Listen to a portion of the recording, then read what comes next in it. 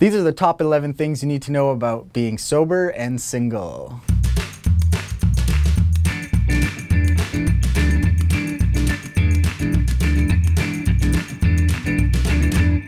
I have no idea. The biggest thing was being open and honest. And first of all would be like telling the person that I am sober. That way I'm not uncomfortable.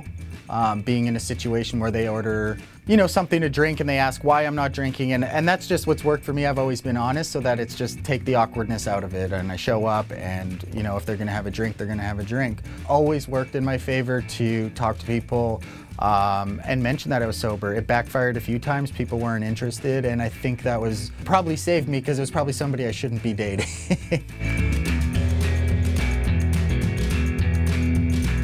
That's a really good question.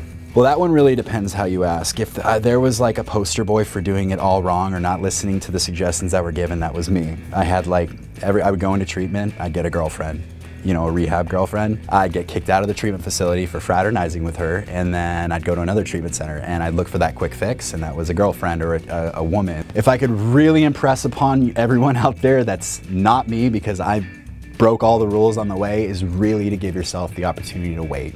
If not, you know, if not a year, at least 90 days. I think it really does exist. People do seek out newcomers in the beginning, and it can really lead you to be in a vulnerable place as well as drive members away. Trusting people is really hard. I know for me in the beginning, you know, I tried dating people and I tried dating, you know, the bad boy who I was always going for, the newly sober person who was just like me, the person who didn't really want to be sober because I wasn't really sure if I wanted to be sober. I tried dating all the other types of people other than, you know, just the good guy, the stable relationship, because in the beginning you're not really stable, and finding that stability is hard because you are in a very vulnerable position. It's extremely difficult to be alone. When I first got sober, it was terrifying to be alone, and it took me quite a while to realize the difference between being lonely and being alone. You know, and especially with social media and everything else, like there's nothing worse than comparing ourselves. The cars, the cash, the prizes, and even relationships. It's so easy to see and compare myself to look at somebody else's situation. However, at the same time, like surrounding myself with people that are really close with me, and even a lot of new people in sobriety, that's really what refuels me, which charges my batteries. But it's so crucial for me to have that alone time as well, just to really have my downtime and recharge. We pluck you up and we put you in a treatment center. Well, with Klean, we have, you know, a long-term continuum of care. And with that, you know, when you enter detox right into your residential treatment or even IOP, you're gonna have a personalized treatment plan. With that treatment plan, the more you progress within your recovery, the further you're gonna get away from your old lifestyle. As long as you're taking the right direction and everything that we've laid out and you're in this community that we have of Klean, you know, it's gonna pull you away from what your old behaviors were, what your old lifestyle was, and really it's all about the actions you take.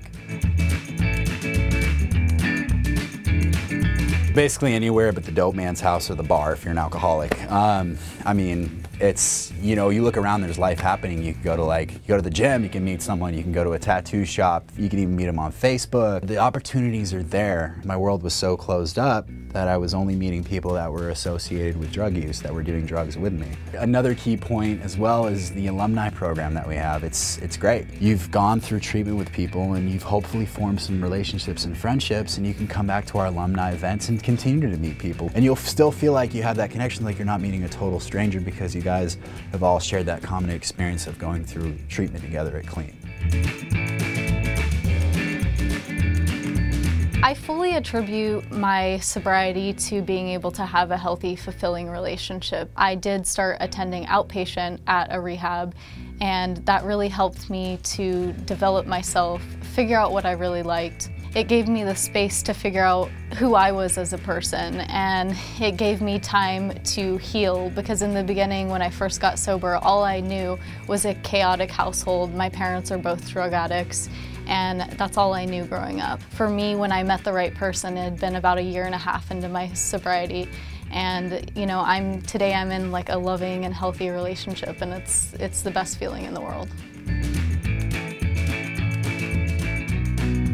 So it's like fire and gasoline, and when they meet, they explode, and that's it. Sometimes being in a relationship is the last thing we need, but the first thing we want. Couples new in recovery, it can be a little bit chaotic, you know, especially if someone isn't on the same page as someone else about their recovery, and they go out and they start using again, or they start drinking again. I need to give myself the time, especially with someone, and not in a romantic sense, but allow that to kind of organically grow. And if that's where it goes with time and like self-care and love, that, you know, it could end up there. I think sometimes though it can get really codependent. Two newly sober people can be replacing, you know, their old vice of using or picking up a drink, instead picking up, you know, a sexual relationship or an overly attached emotional relationship. So definitely having and setting healthy boundaries with a person before you go into that relationship, and, you know, trying to build a friendship before a relationship, I think is the best and most important thing you can do.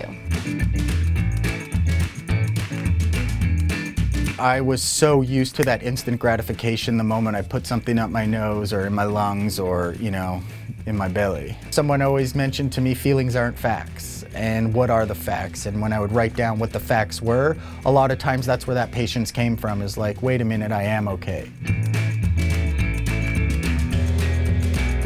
We've spent a lot of time talking about relationships with other people, and, you know, what it's like to be single and sober, dating and all that. Really, ultimately, all this is possible because I made the commitment to myself, to trust myself, and to trust in recovery. If I wasn't trusting in the process of recovery, if I didn't trust it, I wouldn't be here today. I wouldn't be here talking to you guys.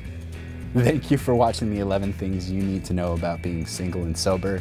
I hope something resonated with you. If it did, call me. Just kidding. Or if you have any questions, please wait until the end of the video, or you can reach us at www.cleantreatmentcenters.com.